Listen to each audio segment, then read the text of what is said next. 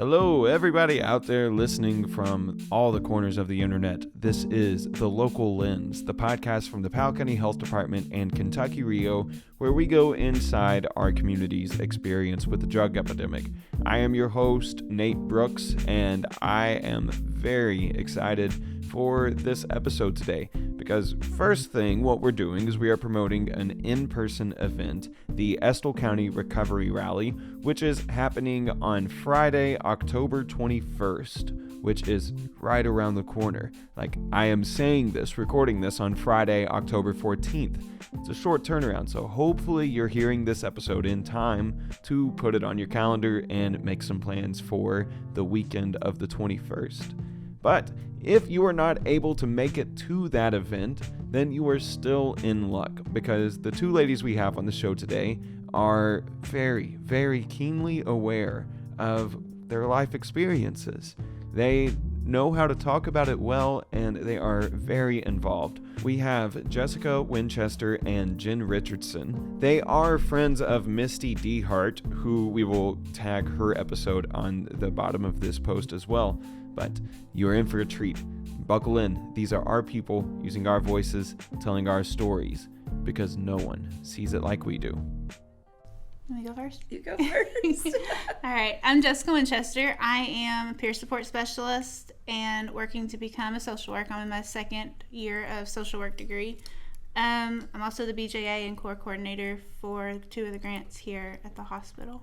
She mentioned two organizations here. One of those is CORE, the Kentucky Opioid Response Effort, which they are huge in our region, and they just help out with all kinds of things like helping with quick response teams, Casey's Law, providing peer support specialists, and providing all kinds of materials that are very helpful to our community.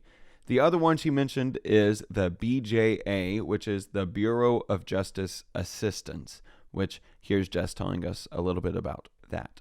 And that one is actually what I used and what Misty used to get quick response teams started in Lee County, Owsley County, Morgan County, and Carter County. Okay. So I just kind of, like, I'm just the head of that one. Like, I kind of help those counties. Cool. But BJA is what funded getting that started. It actually ends in February. Is there a plan for how to keep the quick response teams up after that? They're supposed to be self-efficient at the end of it. Okay. So, but I am in the back looking for more grants for each county to see how we can keep them up and going. Where does Powell fall in that? Because you didn't list So them. Powell is part of the core grant. Like, I do stuff with Powell in the core grant. And I'm actually going to go talk to some people in Powell probably at the beginning of the year after elections about getting a quick response team up and going in Powell County. Fingers crossed. Because I get a lot of referrals and I get a lot of patients up in the ER from Powell County, and I think it would be a really good asset to Powell County because I don't have time to do quick response here at Estill and go to Powell. Like, there's just one of me. So absolutely. I'm going to really, really work hard to getting that up and going. Yeah. Well, cheers to it. We got to get the officials on board. Yeah. So if officials are listening, get on board. Yeah. No matter who you are, no matter what your party thing is, we're just trying to keep people alive longer. Exactly. That's it. And some other things too. Yeah. But yeah, it's about keeping getting people, them help when they don't even realize sometimes that they need the help. That's well said. Yep. Nice. And Jenn? I'm Jenn Richardson, musician from Estill County. My husband and I run a music management company. We run a festival out of Slate, Kentucky. Do you do which one is the Festival one? of the Red. Okay, yeah. Yeah. And I've been in recovery for the past 5 years. Nice. Congratulations. Thank you. Yeah. Thank you. Did the music start before or after? Before. I was singing since about 8 years old, and then I lost. It all kind of faded away though in addiction. Oh, okay. So it was kind of a way of finding myself again too. Once I had got, clean and. Okay. Yeah. So, first question on that: when people idolize musicians and rock and roll especially, but like drug use goes right along with it, and not even rock and roll. I mean, that's just like probably the loudest one, but it's no secret that a lot of the big musicians are like, yeah, go drugs. Yeah. For you, it seemed you said that music dropped off the wayside. It did. Do you have any thoughts on that whole situation? I mean, I was just too. I didn't. For me, music it's a deeper thing. It's a spiritual thing almost in a sense. And I didn't really love myself in addiction, so I wasn't really able to dig into the music, feeling as numb as I did. It music and drugs have never gone hand in hand for me. I like to be of sober mind and be able to feel everything, that I'm feeling when I'm singing or playing with a band. When you hear Jenn sing, you can hear the love and passion with her. And so, like, I can understand when she says it's a spiritual thing, because, like, she really puts her whole heart in as soon as she opens her mouth. Like, you just have to hear it to understand. And oh, look at you, lucky listeners online. Guess what we've got for you? We've got a clip of Jenn Richardson singing, but it's at the end of the episode, so you're going to have to wait around until then. But you have something to be excited about for sure. So what is your timeline like, Jess? Jess or Jessica? Jess is fine. Okay, cool. Time like as in? Recovery? I've been in recovery for about 5 years. I'm working on 5 years now. 5 years and a half ago, I was homeless under a bridge in downtown Cincinnati. So I woke up one morning and I was like, God, just help me. Like, I can't do this anymore. And 2 hours later, I was in the back of a cop car. Quite not the help that I really wanted him to send, but it led to me staying in jail for a little bit and then going to rehab for a couple months and then coming back home. Okay, so several questions. First, Cincinnati, what are your thoughts on that place? Oh, wow. So I literally went to Cincinnati because the drugs were better and cheaper. Okay. And they're on every corner. Yeah. And it's pretty much paradise for an addict because there's so many drug dealers. You can like walk down the street or drive down the street and they're like throwing testers in your cars at stop signs. Yeah. So I mean, it's horrible, to be honest with you. Yeah. The parts that I was in since recovery, I've went back to Cincinnati and seen Cincinnati as a whole. I was born in Ohio, so that's why I moseyed back up there during addiction. But, this weekend I'm going to Cincinnati to take my kids to Kings Island and the zoo and things like that. So there's good parts. Mm-hmm.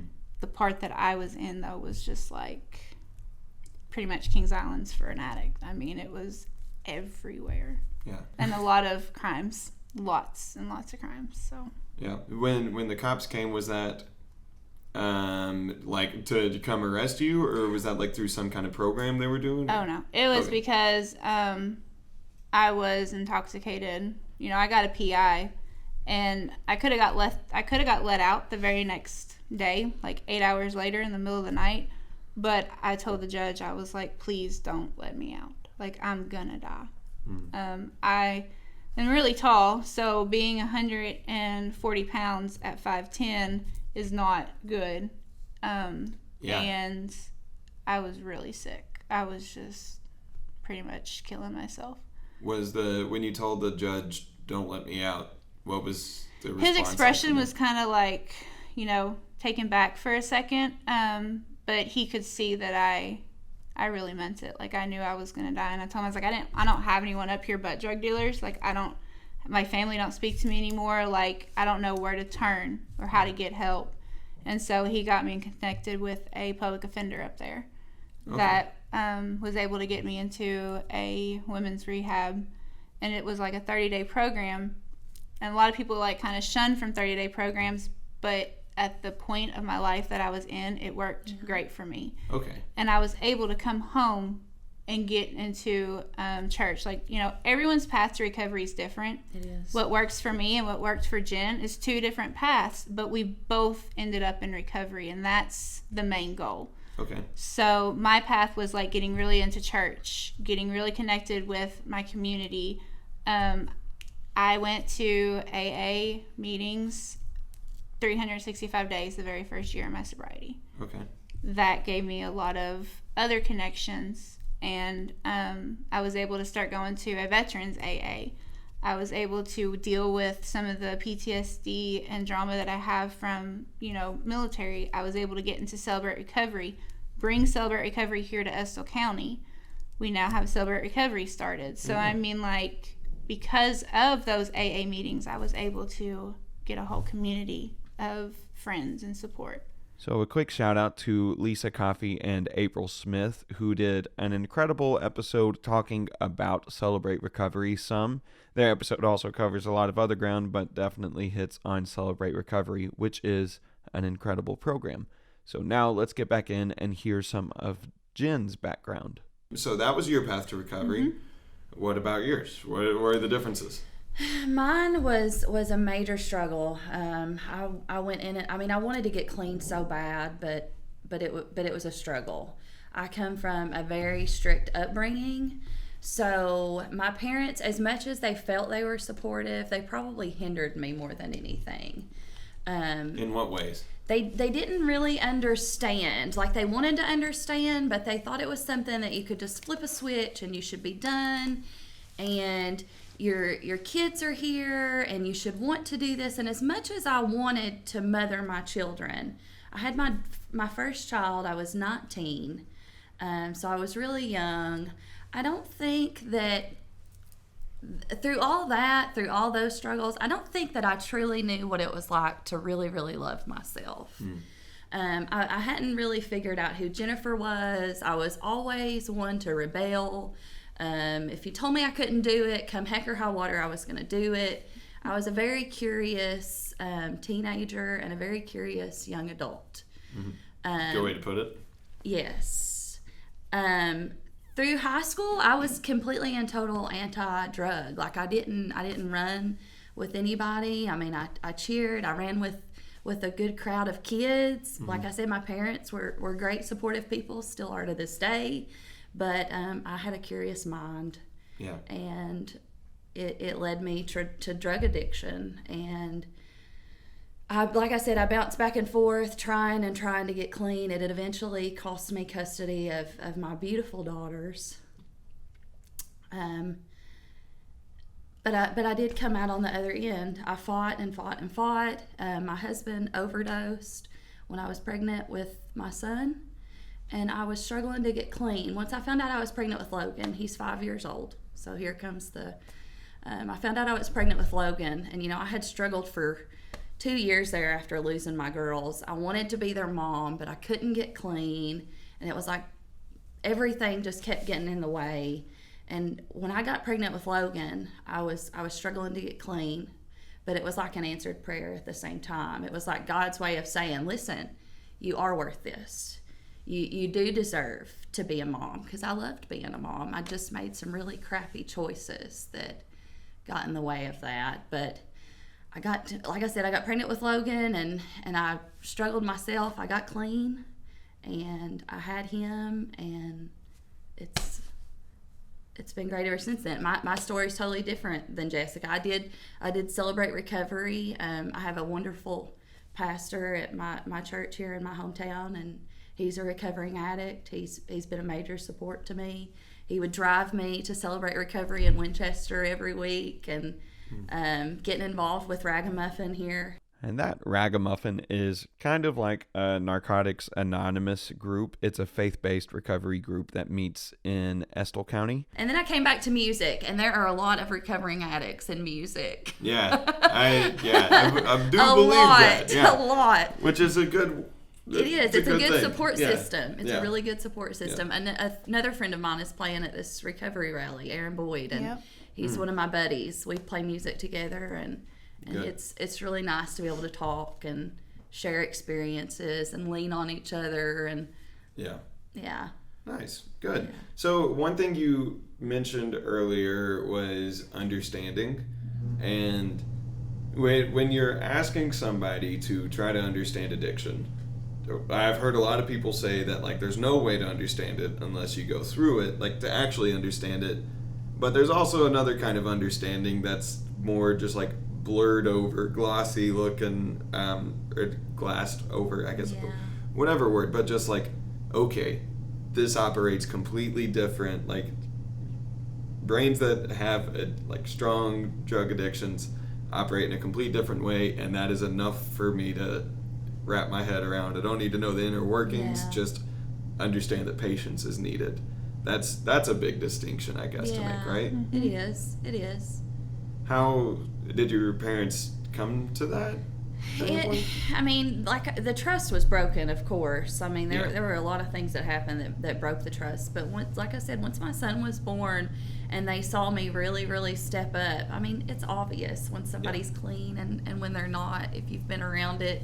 And they knew that I was busting my tail and that I was sick of living that way and that I wanted a better life. So, I mean, they eventually came around. Do I think that they still fully understand it? No.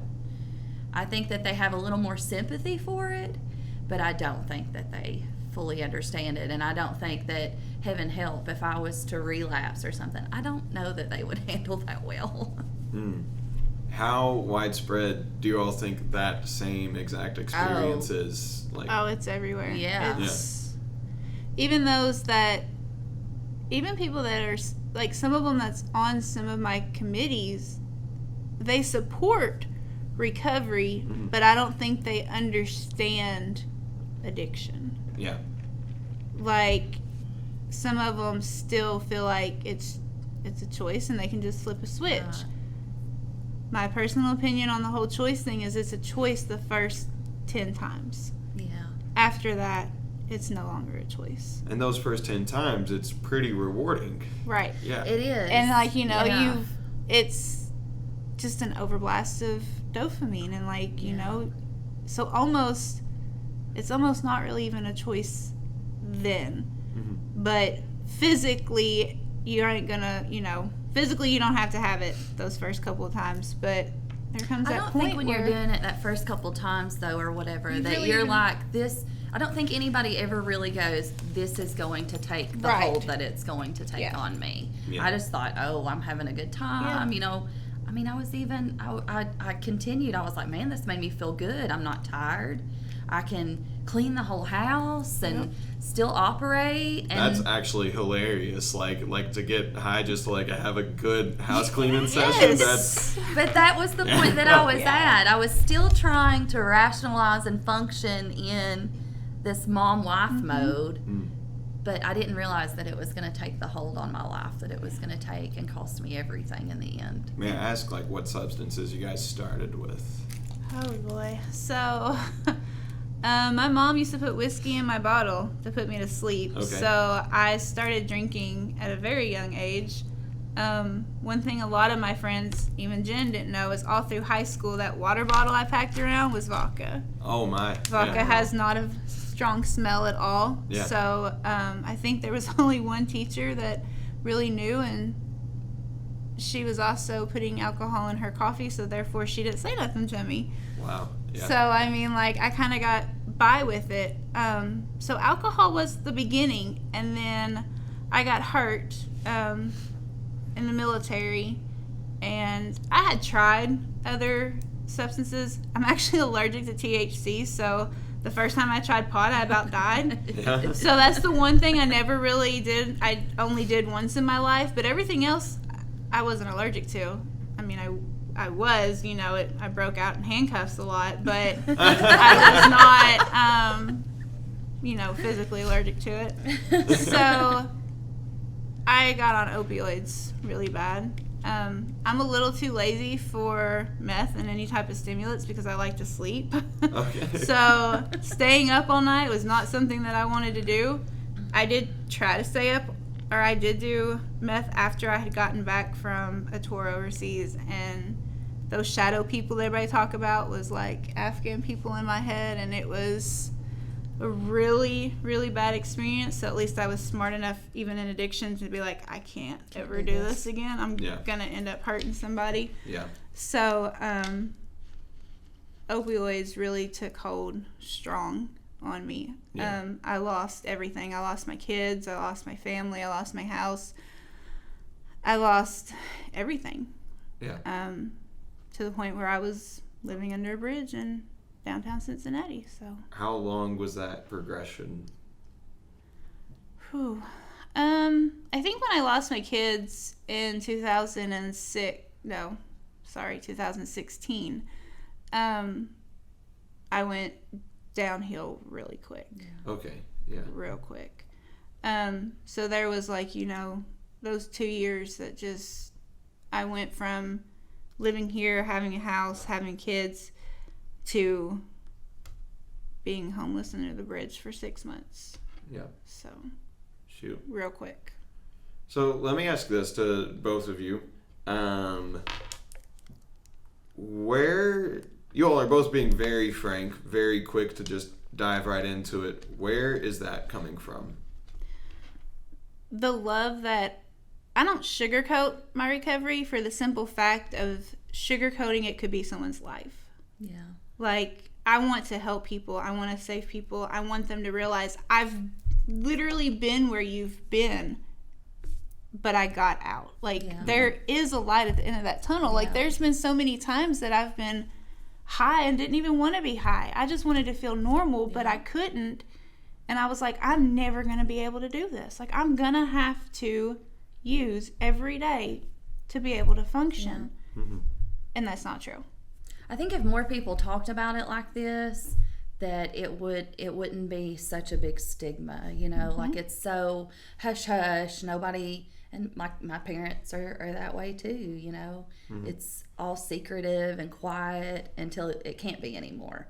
But why does it have to be a secret? It happens to a lot more people than are willing to even talk about it.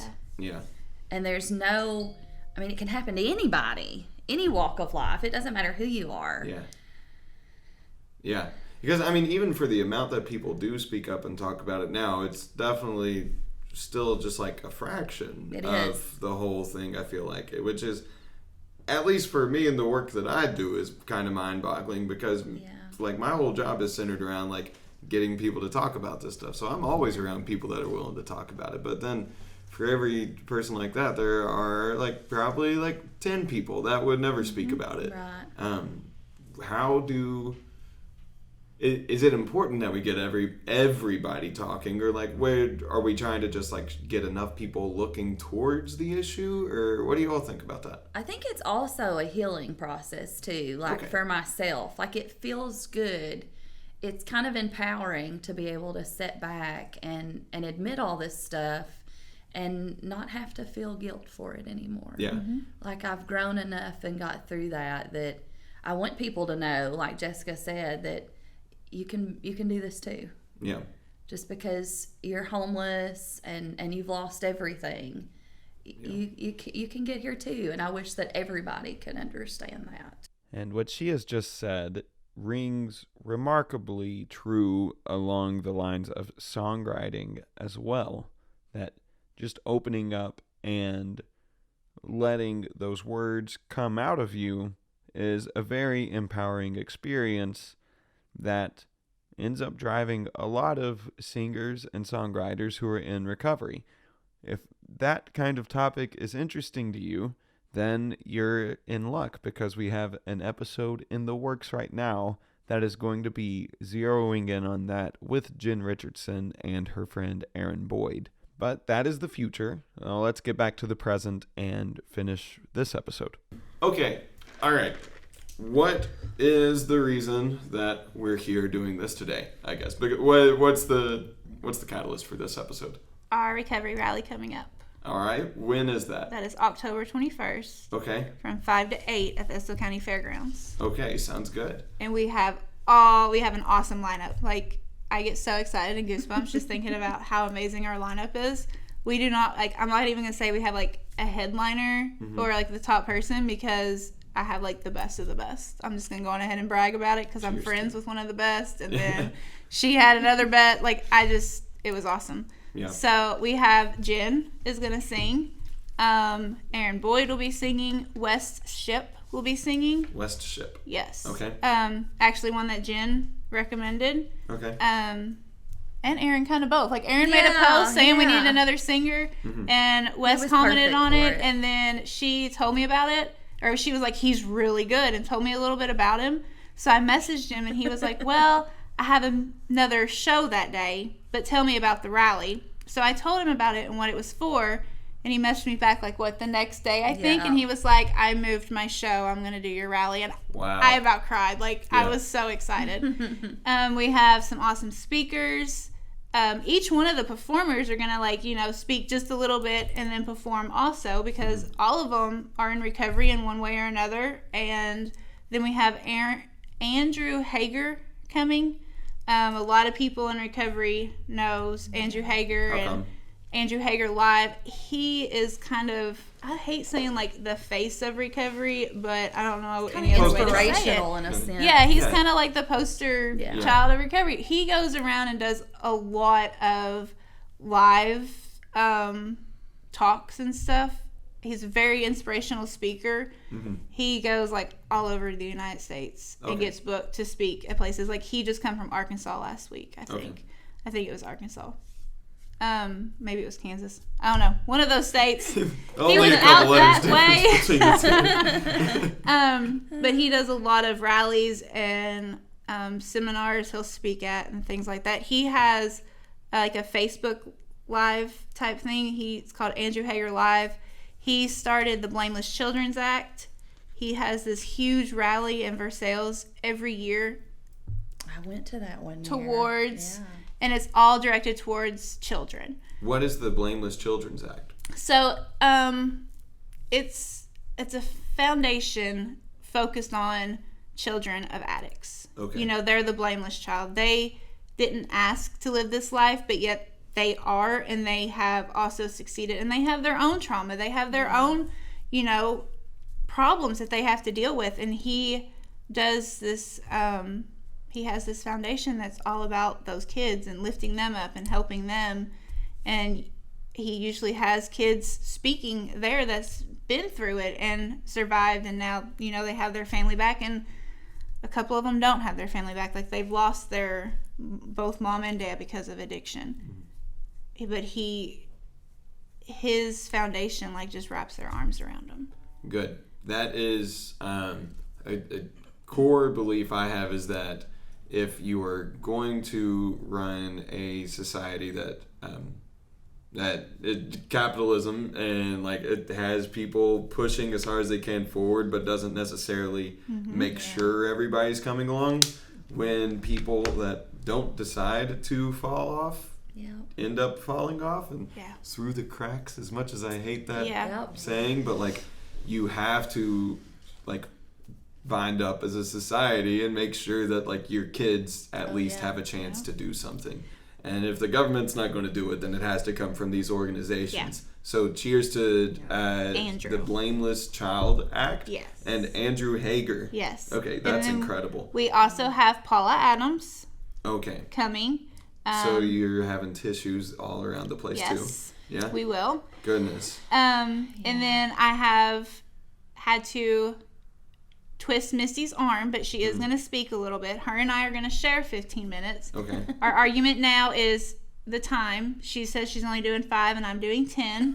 That's not true. That's not true. You just gotta, I'm telling you. You get her leaning forward and she'll Misty's go for 20. Misty's one of my best friends. She's the reason I'm here at the hospital. Okay. She's the reason I have a peer support certificate. Wow. Yeah. She's the reason I'm back in school. Yeah. So, Misty she's amazing, but she likes to be behind the scenes. Yeah. A lot. Yeah. We have Pat Bailey that's going to speak. We are going to have a remembrance. We're going to light candles, let people come get the candles. I have Sharpies and stuff. They can write their past loved ones on the little candle, whatever that white thing's called that goes on the candle that catches the wax. You know what I'm talking about? Those things, yeah. Whatever that is. Yeah, cups, saucers. Whatever. Plates, whatever. I had no idea what you're talking about currently. I'm trying to get a vivid picture in my mind. I'll show you a picture in a minute. The only time I've ever used them is at the midnight church service. Yeah, and that's pretty much what they are, and that's what made me think of it. Yeah. But people can write their names, and it's also that they can take that candle and that paper, that plate thing home with them and put it somewhere.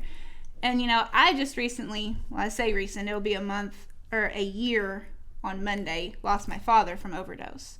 So that part of the rally wasn't originally in it, but I felt like it really needed to be.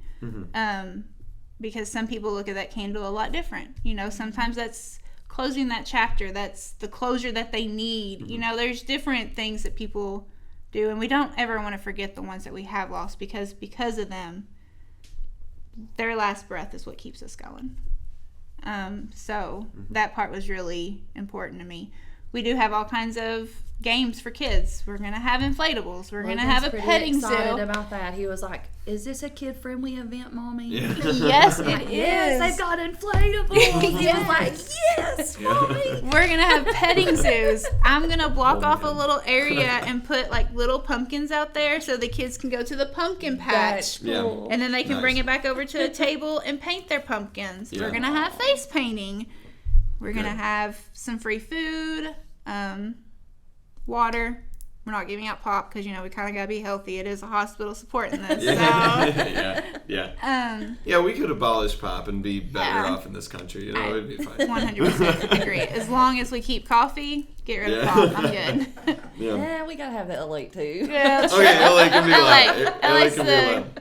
The option that we can keep. And I mean, I feel like our county would probably die without a Mountain Dew too, though. So. Oh goodness. Oh no. That's what we don't need is Mountain Dew. No. There's enough of that on the hills already. It is the worst pop you can drink, but It's something else. So where is this going to be at again? It's going to be at the Estill County Fairgrounds. Okay, sounds good. I do have one last question just about like the tone people talk about addiction with. Because I've personally gotten to a point where like I think I'm less emotional about it now and more like, I don't know if objective is the right word, but like my job has been to talk to people and like hear their like awful stories. And like for each person, like you're talking about being homeless under the bridge in Cincinnati, like that is a terrible experience. But I know I've heard several people say that they've ended up at the same exact place. And people do lose their lives to this all the time. But it's also a shared enough experience that we've been laughing at this table during this same conversation. Like, well, my face muscles have like been going through waves of like a big smile to a frown. And like it's, that feels like a part of making this a casual conversation that can be had. Is that accurate? Is that where we should be going? Or the heaviness has to be felt, but how do we do that? I think we've been at it long enough that we've gotten over the heaviness, you know. I mean, there's times that, especially if I talk about my kids, you know, that I catch myself getting that big frog in my throat. Yeah. But it doesn't always have to be a heavy conversation. It should be more normalized than it is to talk about recovery, for sure, you know. Yeah, to celebrate recovery. Yes, absolutely. Maybe. Absolutely. Yeah, that's the best name for any organization ever. Nothing comes close. Agree. Yeah. I agree. Well, any final thoughts on anything? You're not alone. If anyone's listening that's still in addiction, you're not alone, and there's a way out. There is a light at the end of the tunnel. Do you have any phone numbers off the top of your head? Yeah. My cell phone number is always on. It's 606-975-4531. That is my work cell, so you can call, text it anytime. And I'm always available to help. The cops even call me at 3 in the morning, but they know if they call me at 3 in the morning, they better have a cup of coffee waiting for me in the station. So, but I don't care what time at all. And that is the end of our interview today. Thank you all for tuning in and listening. Once again, big shout out to the Estill County Recovery Rally. It's going to be happening on October 21st. It's a Friday evening at the Estill County Fairgrounds from 5 to 8 p.m. Hopefully you're getting to hear this episode before that comes. We were putting the production in hurry up offense to try to get this out to you all as quickly as we could. Hopefully you get to hear it. But if you have missed the Recovery Rally, there's still a lot you can learn from these two ladies and from hearing their experience. So big thanks to them for having the bravery to come on the show and share their perspective about it, and lend us a bit more of an idea about what our goals should even really be as far as being supportive community members and supportive neighbors of this whole recovery community. You know, it's all important. Anyways, this is The Local Lens. Thank you all for listening.